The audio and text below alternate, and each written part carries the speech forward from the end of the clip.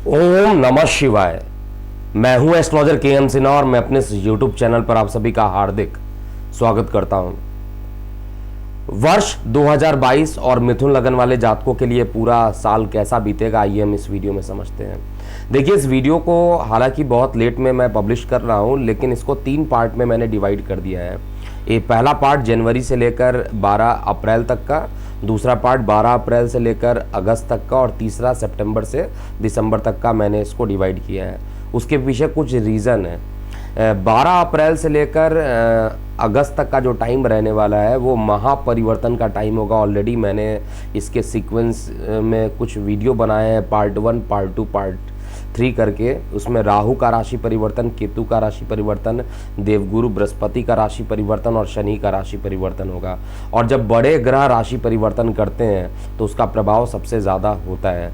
तो इस वीडियो में आप क्या क्या समझेंगे, और इसमें मैं चार्ट नहीं दिखा पा रहा हूँ, लेकिन मेरे सामने चार्ट है तो उससे पढ़कर ही मैं इसको डायरेक्ट पोस्ट करूँगा। कोई एडिटिंग भी इसमें नहीं हो पाएगी, क्योंकि समय के अभाव के कारण, काफ़ी विलंब वीडियो प्रस्तुत करने के कारण आपको केवल पॉइंट को नोट करते हुए चलना है, क्या क्या चीज़ें होने वाली हैं।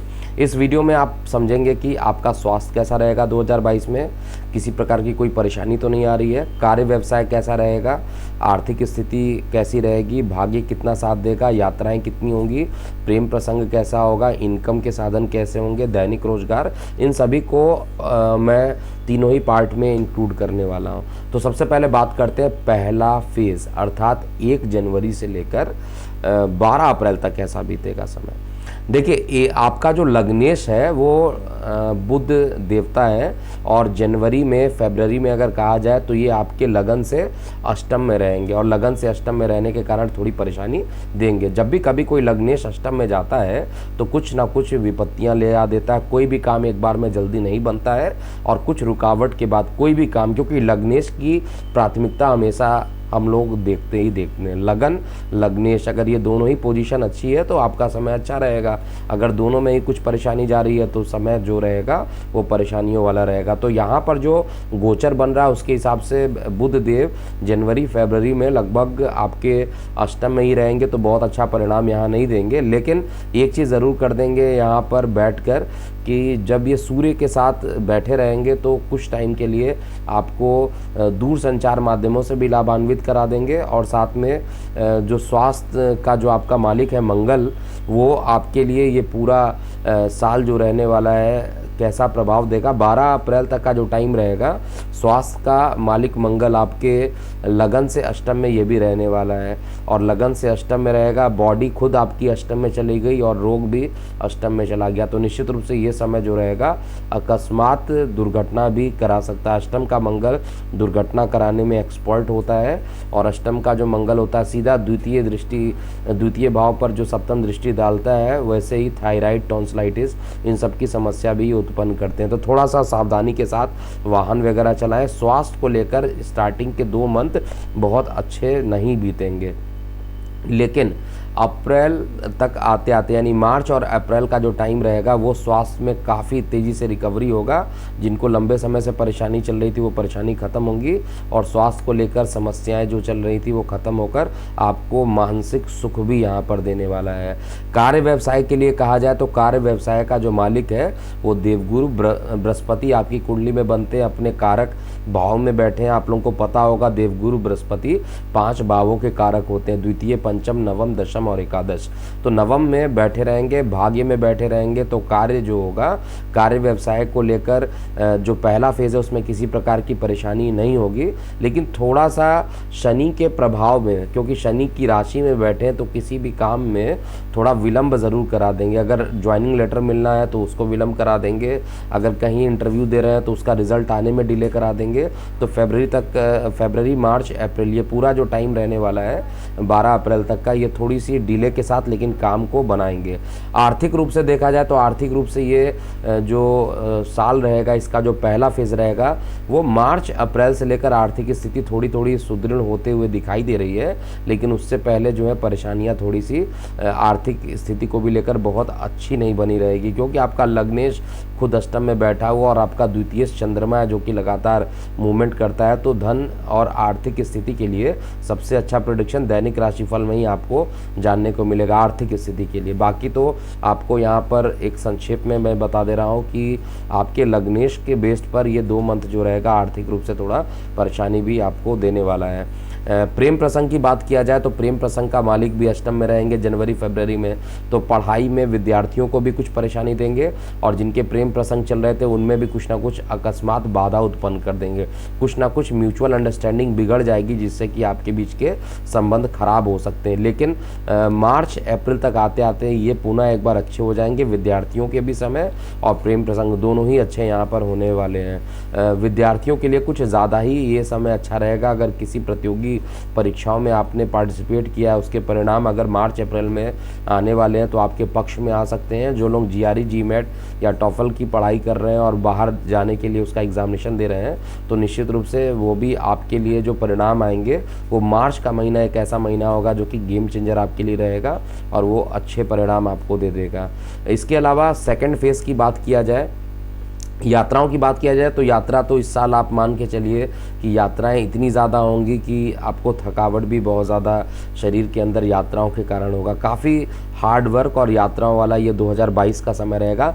इतनी आसानी से 2022 जो है रहने वाला है, इतना कंफर्टेबल राशि होने के बाद भी आपको काफ़ी मेहनत करने के बाद ही सफलता इस साल देने वाला है 2022। तो मेहनत के लिए एकदम कमर कस लीजिए और मेहनत के लिए तैयार रहिए।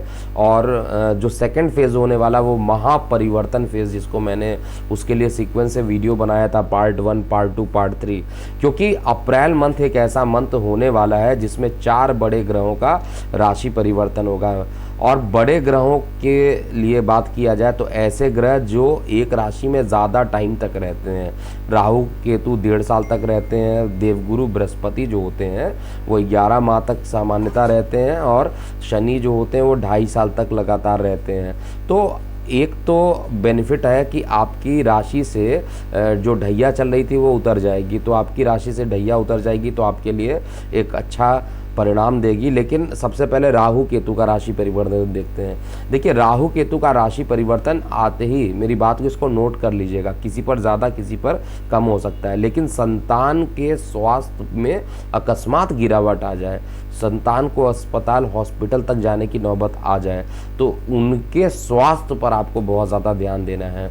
इसी बीच में आपकी मानसिक स्थिति जो रहेगी वो परेशान कर सकता है। उदर संबंधित कुछ पीड़ाएं हैं तो वो भी बढ़ा सकता है। मतलब हर प्रकार से कहा जाए तो राहु केतु का राशि परिवर्तन में, वो भी केतु पंचम में बैठा हो, पंचमेश केतु, और वो भी तुला का केतु, निश्चित रूप से बहुत खराब यहाँ पर परिणाम देने वाला है।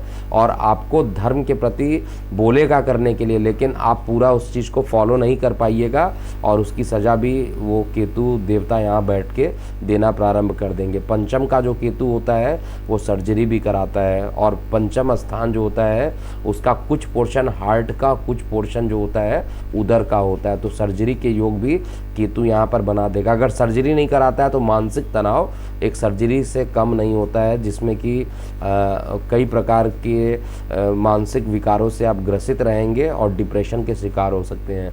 तो मैं उपाय बताऊंगा। देखिए, जब कोई निगेटिव चीज़ें बता रहा हूँ उसको भी एक्सेप्ट कीजिए। जैसे मैं अपने वीडियो में जब कोई भविष्यवाणी सही होता है तो वो भी एक्सेप्ट करता हूँ, गलत होता है उसको भी एक्सेप्ट करता हूँ। तो जब मैं कोई निगेटिव बता रहा हूँ उसको भी एक्सेप्ट कीजिए और उसके उपाय को कर लीजिए तो ज़्यादा अच्छा रहेगा। कोई चीज़ आपको पता है कि ये चीज़ खराब होने वाली है, आप मेंटली उस चीज़ के लिए प्रिपेयर रहेंगे तो समय आपका क्या होगा, अच्छा बीतेगा। तो ये जो समय रहेगा, राहु केतु का जो राशि परिवर्तन हो रहा है ये थोड़ा आपको परेशान करेगा और विद्यार्थी वर्गों के लिए भी शिक्षा में अवरोध उत्पन्न करेंगे। इसके बाद शनि देवता का जो राशि परिवर्तन हो रहा है, शनिदेव अभी तो आपके अष्टम में बैठे, अपने कारक भाव में बैठे हैं तो अच्छा परिणाम दे रहे थे, लेकिन शनिदेव अष्टम से अब ये भाग्य में चले जाएंगे। योग कारक है, भाग्य में जाएंगे, लेकिन यहाँ पर थोड़ा सा परेशानी क्या करेंगे, सीधा यहाँ पर बैठ के आपके बड़े भाई बहनों को देखेंगे और वो भी नीच दृष्टि से देखेंगे। देखिए, जब मैं ये वीडियो बना रहा हूँ मेरे पास लगातार कॉल आते जाते हैं और मैं डेली जो कंसल्टेशन देता हूँ शाम को 4 बजे से लेकर 8-9 बजे तक जो मैं कंसल्टेशन लगातार ऑनलाइन दे रहा हूँ, उसमें एक चीज़, जो भी चीज़ मैं बता रहा हूँ उन लोग का कॉल आ रहा है कि सर ये चीज़ स्टार्ट हो चुकी है। तो ऐसा इसलिए हो रहा है क्योंकि जब बड़े ग्रह राशि परिवर्तन करते हैं तो उसका प्रभाव 3-4 मंथ पूर्व भी आ सकता है। तो अगर ऐसे इंडिकेशन आपके चार्ट में अगर आ रहे हैं, अगर आपको ऐसा लग रहा है कि ये चीज़ें हो रही हैं, तो आप मान के चलिएगा कि राशि परिवर्तन शुरू हो चुका है। और यहाँ पर शनि का राशि परिवर्तन आते ही बड़े भाई बहनों को कष्ट दे देगा, बड़े भाई बहनों को परेशान करेगा और आपके संबंध भी जो होंगे बड़े भाई बहनों से खराब हो सकते हैं। आय के साधन में भी वो निगेटिव ही प्रभाव देगा, क्योंकि देखिए नीच दृष्टि से देखेगा। अगर नीच दृष्टि से देखेगा तो प्रभाव तो अच्छा नहीं होगा। ऊपर से वहाँ पर राहु भी बैठेंगे, केतु की भी दृष्टि जाएगी, तो एक तरफ से केतु की दृष्टि और एक तरफ से शनि, वहाँ पर एक विस्फोटक पॉइंट बन जाएगा और उस पॉइंट में जो है बड़े भाई बहनों को थोड़ी परेशानियों का सामना भी यहाँ पर इस ड्यूरेशन में करना पड़ सकता है।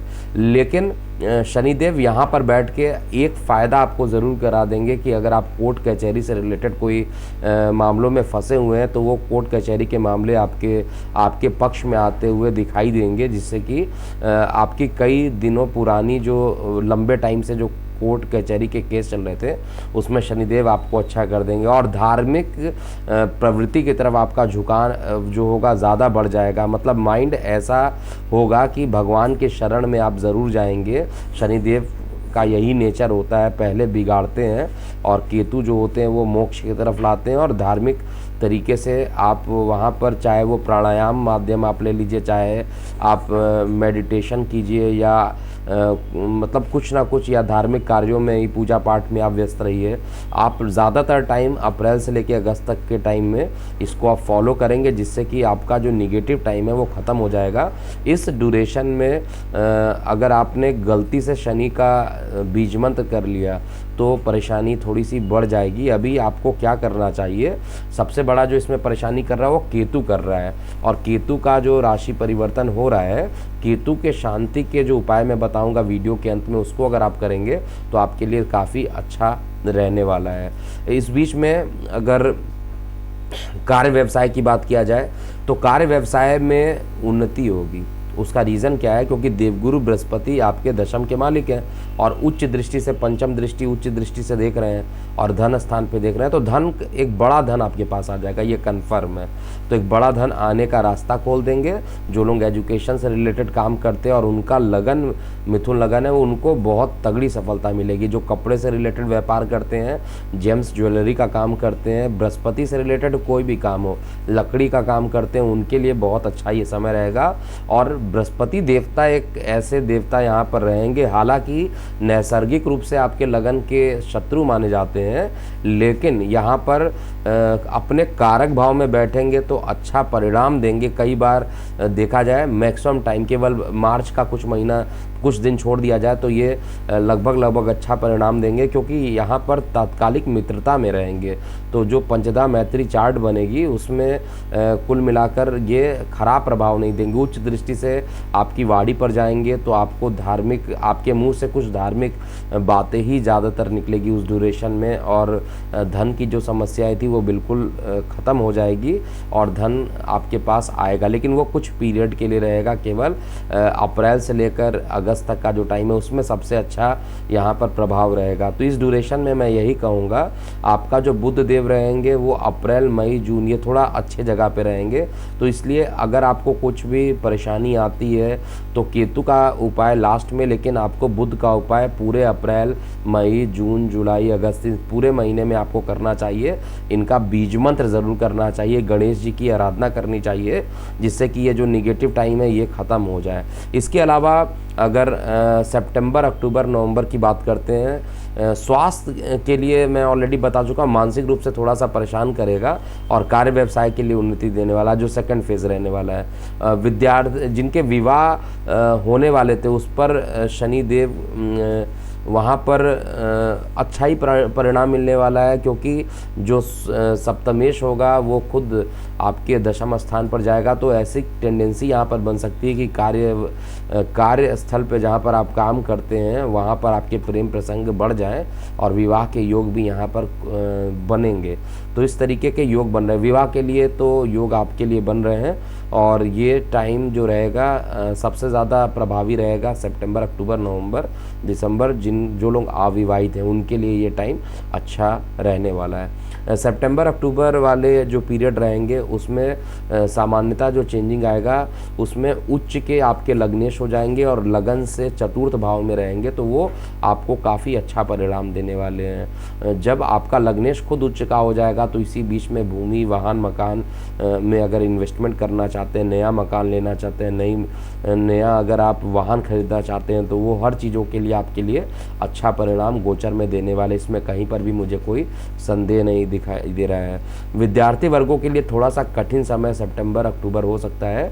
इन 2 महीने में ज़रूरत से ज़्यादा आपको मेहनत करनी पड़ेगी, जबकि कार्य व्यवसाय को लेकर कुछ स्थान परिवर्तन के योग भी सितंबर अक्टूबर में बनेंगे। आर्थिक स्थिति हालांकि सितंबर से लेकर दिसंबर तक पूरी अच्छी बनी रहने वाली है। तो कुल मिलाकर कहा जाए तो बहुत ख़राब टाइम नहीं रहने वाला है। जो ख़राब टाइम रहने वाला है वो स्टार्टिंग के 2 महीने हैं, या आप अधिक से अधिक 3 महीने काउंट कर लीजिए, जनवरी, फरवरी, मार्च।